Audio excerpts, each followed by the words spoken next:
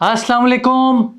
2023 का most awaited budget finally Pakistan government ने अभी इस टाइम अनाउंस कर दिया है और अब हम इस वीडियो में बात करेंगे कि क्या आने वाले दिनों में प्रॉपर्टी के ऊपर कितने टैक्सेस लगने जा रहे हैं, ओवरसीज़ क्लाइंट के लिए कितना फ़ायदेमंद बात है और उनको अगर पाकिस्तान पैसे भिजवाने तो उसमें उनको क्या क्या परेशानियां आ रही हैं, बैंक्स किस तरीके से इतना रेवेन्यू जनरेट कर रहा है, इन सब के बारे में आप लोगों से बात करेंगे।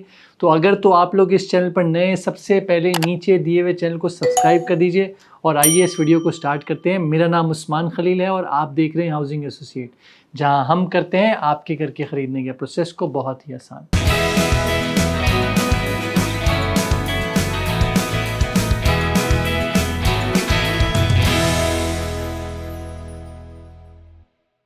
तो फाइनली इस 5th ईयर का जो फाइनल बजट था वो आ चुका है। तो मोस्ट प्रॉब्ली बहुत जल्द असेंबली टूटने के बाद इलेक्शंस की अनाउंसमेंट हो जाएगी।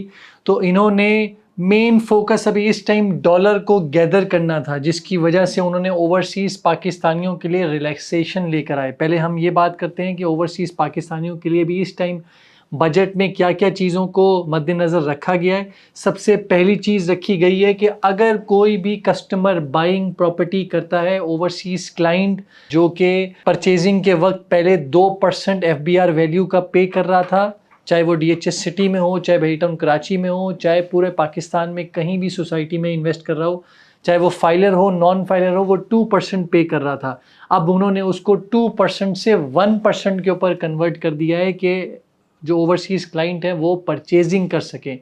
इसी के साथ साथ उन्होंने इसकी इनकम के ऊपर जो उनको रेंटल इनकम रिसीव हो रही होती है उसके ऊपर भी विथ होल्डिंग टैक्स 2% चार्ज हो रहा होता है, उसको भी उन्होंने 1% कर दिया है। वैसे ये जो रेंटल इनकम का विथ होल्डिंग टैक्स है ये ज़्यादातर जिनकी बिल्डिंग्स बैंक्स को गई हुई हैं या बड़ी बड़ी कंपनीज़ को गई हुई हैं तो वो टैक्स काट के जो दिया करती थी वो अब टैक्स कम काट के आपको दिया करेंगी। तो ये एक दूसरी चीज़ है। लेकिन इन सब चीज़ों में बज़ाहिर तौर पे तो ये ठीक है, 2% को 1% कर दिया है, लेकिन गवर्नमेंट को ये बात समझनी चाहिए थी कि ओवरसीज़ क्लाइंट जब पाकिस्तान में पैसे भेजता है तो अभी इस टाइम पाकिस्तान की बैंकिंग इंडस्ट्री इतनी ढेर होशियार हो चुकी है कि अगर आप पाकिस्तान में पैसे भेज रहे हैं तो वो कन्वर्जन करेंगे इंटरबैंक रेट के ऊपर। अब इंटरबैंक रेट अभी इस टाइम 282, 283, 284 के ऊपर मौजूद है और यही अगर ओवरसीज़ क्लाइंट अपने पैसे वापस मंगवाता है तो वो लगाएंगे आपको मार्केट रेट के ऊपर जो कि 304, 305, 306 रुपये चल रहा है। तो जो बीच का इतना बड़ा मार्जिन है, शायद जितने भी गवर्नमेंट में लोग बैठे हुए हैं वो समझते हैं कि ओवरसीज़ क्लाइंट को कुछ नहीं पता, वो बेवकूफ़ है, वो इतना बड़ा मार्जिन चुप करके दे देगा। तो ज़ाहिर है लोग फिर दूसरे वे आउट के थ्रू, हुंडी हवाला के थ्रू पैसे जो है वो मार्केट के अंदर 302, 305 के लिए भेजते हैं। तो अगर तो गवर्नमेंट को पैसे चाहिए, सबसे पहले उनको ये जो बैंक्स की ये जो ट्रांजैक्शन है इसको ठीक करने की ज़रूरत थी कि अगर वो जब अपने डॉलर बेच रहे हैं मार्केट रेट के ऊपर तो ख़रीदे भी फिर मार्केट रेट के ऊपर। ऐसा नहीं हो सकता कि आप जब ख़रीद रहे हो डॉलर किसी से तो आप कहें कि मैं परचेज़ करूंगा इंटरबैंक रेट के हिसाब से, लेकिन जब कोई और डॉलर मुझसे मांगेगा तो मैं उसको दूंगा ओपन मार्केट के हिसाब से। तो ये जो इतना बड़ा फ्लॉ अभी इस टाइम मार्केट में चल रहा है इसको करेक्ट करने की ज़रूरत थी ताकि डॉलर जो है वो भेज सकें। और खैर अनफॉर्चुनेटली इस गवर्नमेंट को देखते हुए मैंने कभी इस पर कॉमेंट नहीं किया, दिल तो बहुत करता है, लेकिन सिर्फ इतनी सी बात है, मेरे पास जितने भी ओवरसीज़ क्लाइंट मौजूद हैं 95% लोगों का सिर्फ और सिर्फ एक ही कहना है कि अगर इमरान खान इस हुकूमत में आएगा तो हम पाकिस्तान में अपनी इन्वेस्टमेंट करेंगे, पाकिस्तान में डॉलर्स भेजेंगे, अदरवाइज़ हम नहीं भेजेंगे। अब ये चीज़ ऐसी है जो कि गवर्नमेंट को नहीं समझ में आ रही, हमारे इदारों को नहीं समझ में आ रही।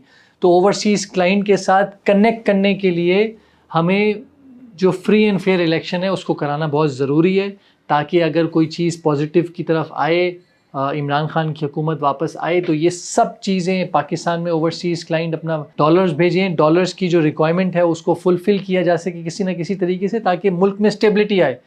तो खैर ये एक ऐसी बात है, इस पर ज़्यादा बात ना की जाए, नहीं तो वीगो आ जाएगी। खैर, अब हम अगली बात करते हैं। जो जितने भी लोकल इन्वेस्टर्स हैं, ओवरसीज़ की बात नहीं, जो नॉर्मल हैं, उन सब के लिए बुरी न्यूज़ तो फ़िलहाल कोई नहीं निकाल सके। उसमें सिर्फ और सिर्फ वही पुरानी वाली चीज़ें हैं कि आप परचेजिंग करेंगे, फाइलर जो है वो अपना वही 2% पे करेगा, नॉन फाइलर परचेजिंग करते वक्त 7% पे करेगा और बेचते वक्त 4% पे करेगा। तो इन सब चीज़ों में चेंजेस नहीं की गई हैं। कंस्ट्रक्शन के हवाले से थोड़ी बहुत रिलैक्सेशन दी गई है, लेकिन वो बहुत मेगा जो हायर लेवल पे जाकर ट्रांजैक्शन कर रहे होते हैं उनके लिए। तो लेकिन जहाँ उन्होंने एक कॉस्ट में, कंस्ट्रक्शन कॉस्ट का जो मटेरियल है उसमें मेरे ख्याल से 4% था, उसको 5% कर दिया, तो थोड़ी सी कंस्ट्रक्शन कॉस्ट और इंक्रीज़ हो जाएगी। लेकिन इन सब चीज़ों में कोई इतनी मेजर चेंज जो थी वो एक्सपेक्टेड ऑब्वियसली नहीं थी, क्योंकि मार्केट ऑलरेडी डाउन है। अगर इस तरह की और इम्पोज करते टैक्स तो मार्केट और ज़्यादा क्रैश हो जाती। तो आने वाले दिनों में उम्मीद है कि ये चीज़ें स्टेबलाइज होंगी। हुकूमत जो है वो इलेक्शन की तरफ आगे बढ़ेगी, ताकि जितनी चीज़ें प्रॉपर्टी में भी इस टाइम रुकी हुई हैं, जिन जिन लोगों के रेट रिवर्स हुए हैं, वो पॉजिटिव की तरफ जाएं और जो मुल्क के आज हालात हैं वो जल्द से जल्द ख़त्म हो सके। तो मैं उम्मीद करता हूँ इस वीडियो में FBR को लेकर, टैक्सेस को लेकर कोई इतना ज़्यादा नहीं है, लेकिन जो है वो आपके सामने रख दिया गया है। अपना बहुत बहुत ख्याल रखिएगा। नीचे दिए हुए चैनल को ज़रूर सब्सक्राइब करें, और अगर किसी को मेरी बात बुरी लगी हो तो माज़रत ख़्वाह। खुदा हाफ़िज़।